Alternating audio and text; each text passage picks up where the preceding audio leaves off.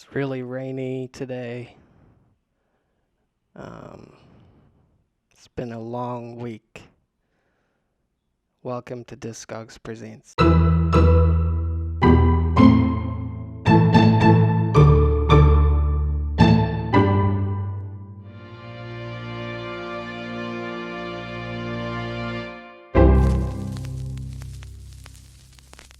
Yeah, it turns out the new job isn't as great as I thought. I'm really overworked every single day. It's like overtime.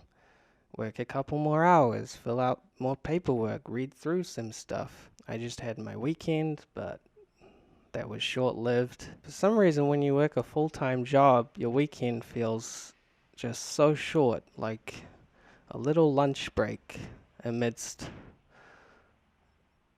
many days and hours. Mortimer, the guy I thought was cool, is actually kind of a dick. He was lying about knowing Jim Morrison. He even ate my packed lunch that I brought, turkey sandwich, so I had to buy a $6 slice of pizza on my lunch break. The pizza shop was so far away that it used up my whole break, so Thursday was a terrible day.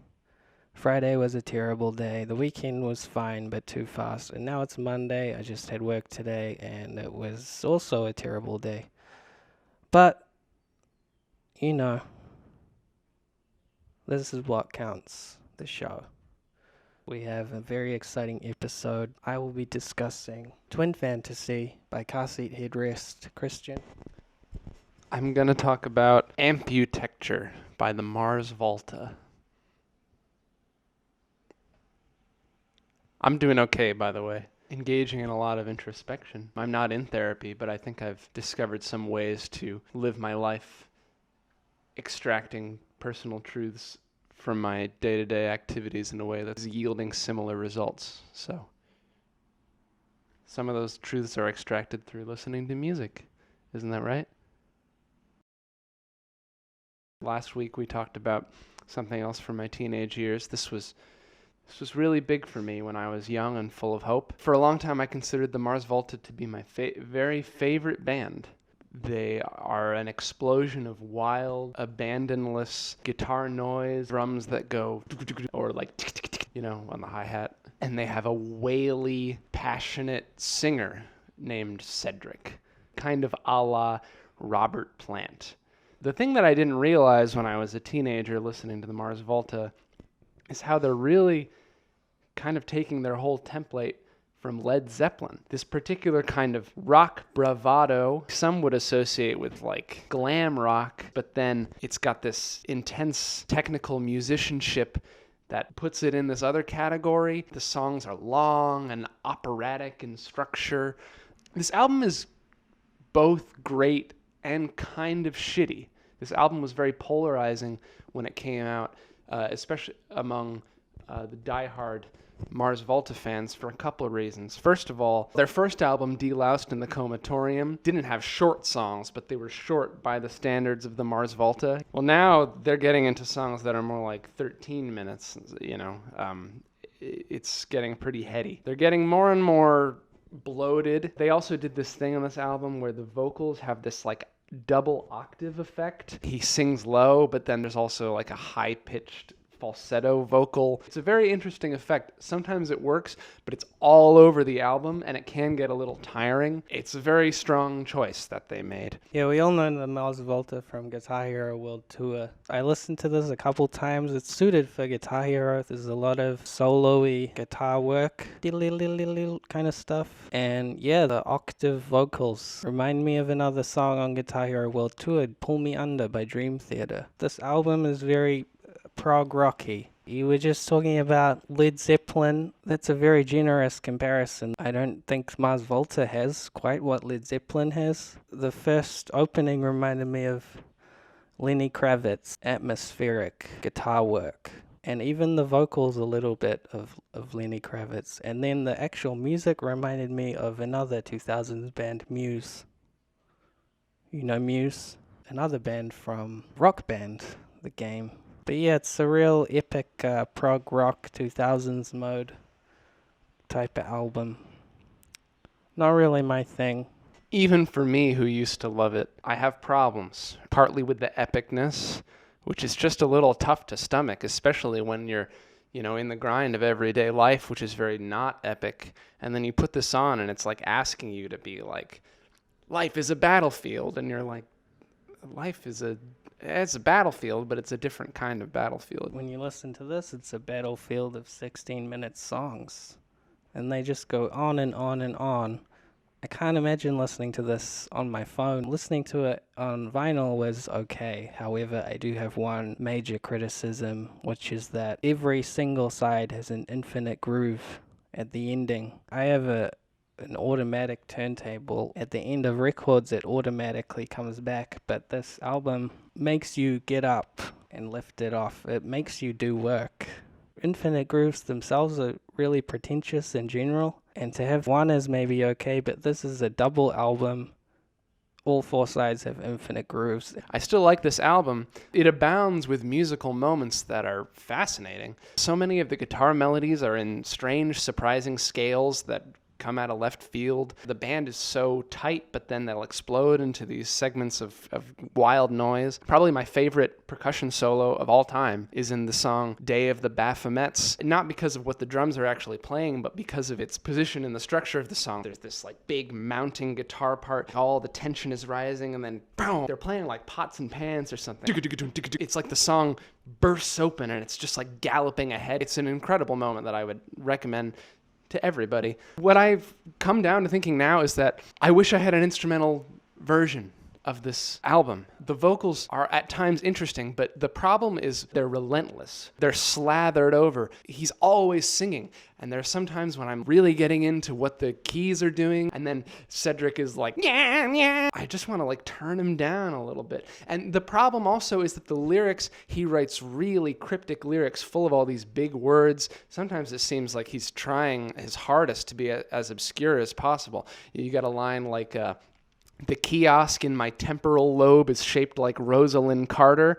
I mean, I can't tell you what that means. And I know they mean something to him. I've heard interviews with him. I know that he does write lyrics from an intentional place. But the problem is this. Music is like an abstract thing. It's like shapes. Especially when music is this complicated and angular, it really feels like being presented with shifting shapes that don't necessarily have emotional content to them. You fill them with emotional content, sometimes with vocals or sometimes with lyrics. The problem is, when the lyrics are so abstract, they don't add any emotional content, but then he's singing with the most passion you've ever heard. And it's like, why are you so passionate when you're singing about the kiosk in your temporal lobe? The passion doesn't seem earned. That is the issue plaguing this album front to back. It's so painful to me because I love these certain musical moments, but as a whole, it just feels like stop straining. I'd give it a 5 out of 10. I think some people will really like it, but it's not for me. I'd give it a 7 out of 10. I couldn't recommend it to everybody, but I would say if you are a classical violinist with a son and you've been playing him Beethoven all his youth and he's like sick of it, like a 16-year-old son, play this for him. He'll want to know how music works. Let's move on to Seat Headrest. I like the cover on this one a lot. It's a really nice Daniel Johnston style cover, probably drawn by Mr. Seat Headrest himself. This is a tried and true Bandcamp all-time classic. It's one of those internet dream stories of an album released, recorded by one person in their bedroom, put out with no promotion, and it just blew up. Now Seat Headrest is signed to Sub Pop and is touring all over the place. The album itself, there's a reason why it got so popular. I do think it's very good. It makes the most out of bedroom recording. You can tell it wasn't recorded very well, but it's using its limitations in a really, really good way. It's one of the crunchiest sounding albums I know of. The guitars sound so distorted. The drums are like potato chips, but they still pack a punch. The bass sounds crunchy too, but also really nice. And his voice also sounds really poorly recorded, but the emotion is there, so you buy into it and you really feel all of these songs. Some of them are really long, but I like the long songs. They're not progressive rock like the Mars Volta. They're kind of epic, but in a laid-back rockin' way. The first long song, Beach Life and Death, is the best song on the album. It goes on for like 9 minutes or something. You're like, how is this gonna end? It ends with a sample of him saying, shit, shit, shit, over and over again. The whole rest of the song is so analog, and then it goes into this digital manipulation of his voice. The song right after that is one of the shortest, Stop Smoking. Just very simple, stop smoking, we love you, over and over again. Really beautiful song. I think this album has a lot in common with the Mars Volta album. Very different strengths, but similar weaknesses. I used the word bloated. I used the term unearned climacticness.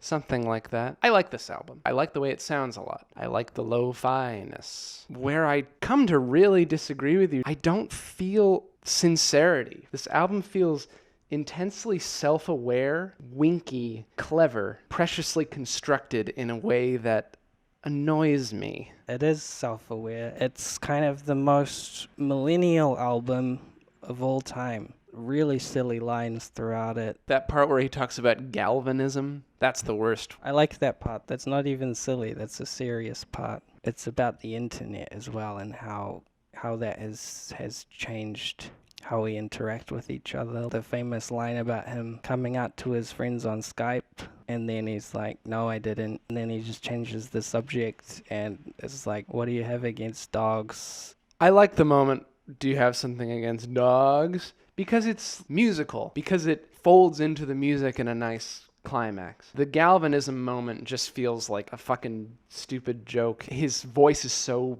quote, serious, but I don't buy it for a second. I also like the one when he's easily like quoting the Bible, and there was a sound of a great silence, and then the song ends right there. That's another one I like because it's a crafted, dramatic moment. But so much of this album does not feel like crafted moments. The songs just go on with these repetitive riffs that are completely musically uninteresting. The chord progressions are all so basic, it's like, why even play them? Occasionally good melodies, but they all happen in the shorter songs. Sober to Death, Cute Thing, and Nervous Young Inhumans are the three ones that I like. Beach Life and Death starts out all right. He's talking about the train coming in, the drums are building up, there's momentum, we're going somewhere, but like, it just stays at a flat line. I really, really don't like that song. If we're talking long songs, I like Famous Prophets with a weird bass line, because at least it has some space. It's not insisting on building to this anthemic climax. There's this teenage aesthetic where you're like, yeah, we're just young and life is fucked up, so we just want to like bob our heads and move. The song Bodies feels this way. I couldn't even relate to that sentiment when I was a teenager myself. As an adult now, listening to this kind of music, it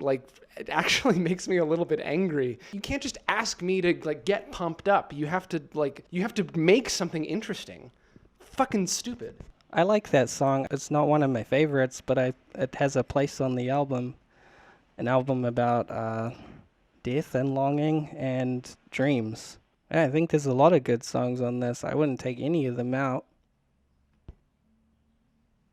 You said you like Famous Prophets. That's the one with the cool bass line. That's a dope bass line. I like that one too. It's worth noting this copy is when he re-recorded it, I think in 2017, 2018. I don't particularly like any of his other albums. This is the one where he found some gold in the mine, and he tried to find that gold again when he recorded it again. It's an inferior version because it's not recorded in his bedroom, so it just doesn't hit the same. Feels like the 50th anniversary tour of the Rolling Stones or something, but for a young millennial. Anyway, I would give this a 10 out of 10. Perfect album rating. I'd give the remake a 6 or I'll give it a 6 out of 10. I think there is equal parts stuff that I like and stuff that actively annoys me. So I'm going to give it an even 5. It's our 10th episode next week. We have something very exciting in store for you, so please come back next week. This was Diskogs Presents. Thanks for watching.